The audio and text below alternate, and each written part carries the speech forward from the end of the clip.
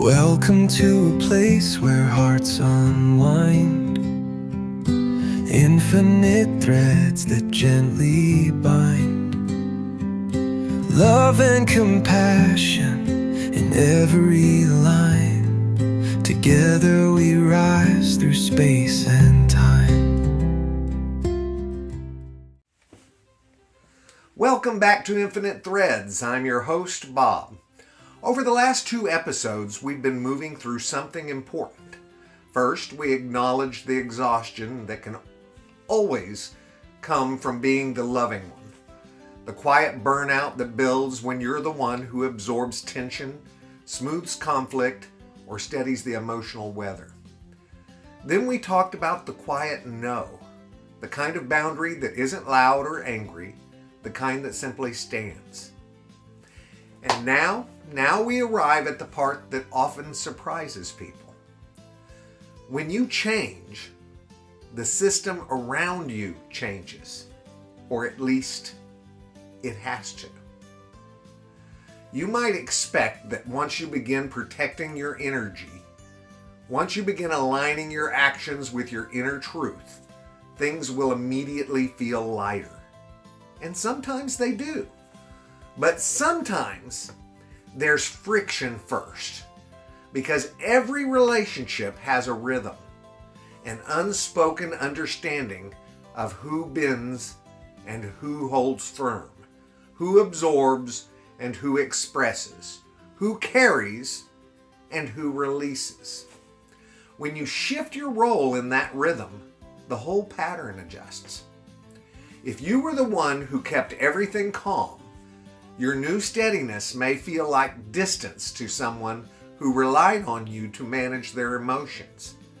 If you were the one who always said yes, your quiet refusal may feel like rejection to someone who counted on your flexibility. Not because they're malicious, and not necessarily because they want to control you, but because your change removes something familiar. Growth is disruptive, even healthy growth. When you stop over-functioning, other people have to function more for themselves.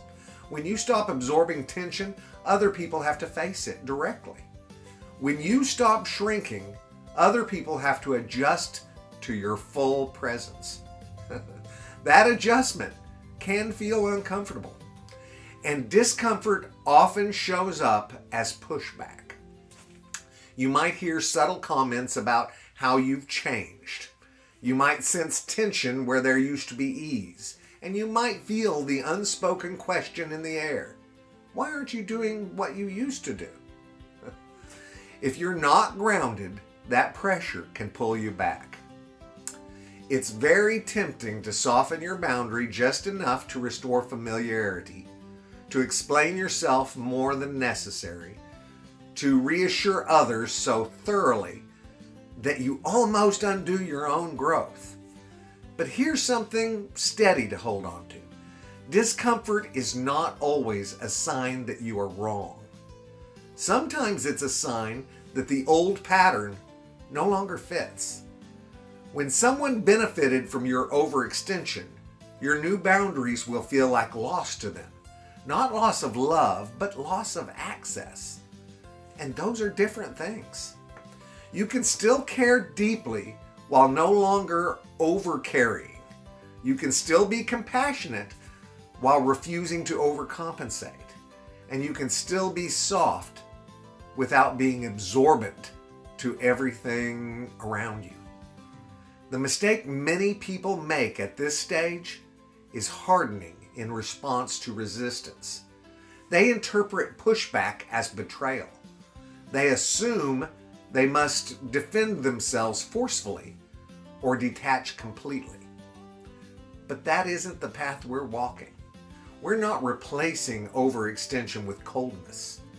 We're replacing it with alignment. Alignment doesn't need to argue. It doesn't need to shout. It doesn't need to justify itself endlessly. It simply remains consistent. Over time, consistency recalibrates the relationship. Some people will adjust, Some will grow with you. Some will quietly respect what they initially resisted. And yes, occasionally someone may drift away. If that happens, let it be information rather than catastrophe. You do not lose the right people by becoming healthier. You may lose certain expectations. You may lose certain roles that you once played. But love that depended on your exhaustion was never sustainable. Growth invites clarity, and clarity reveals which connections are rooted in mutual respect and which were built on imbalance. That realization doesn't have to make you bitter. It can make you wise. Because when you choose to grow, you are not just changing for yourself. You are modeling something powerful. You are showing that strength does not require aggression, that self-respect does not require hostility, that love and boundaries can coexist without contradiction. Some people will resist at first, but others will watch quietly, and some will learn. In the next episode, we're going to widen the lens even further. We're going to talk about how the broader world often rewards hardness and why staying soft in that environment can feel almost radical. But today, remember this. Pushback does not automatically mean retreat. Resistance does not automatically mean rejection. Sometimes it is simply the sound of an old rhythm adjusting to a healthier tempo. Stay steady, stay kind, stay aligned. You are not wrong for changing, and you do not have to shrink to make others comfortable. I am so glad you're here. I love you guys so very much. And you know what I need you to do. Go out and pass that on, okay? Later, Gators. See you tomorrow.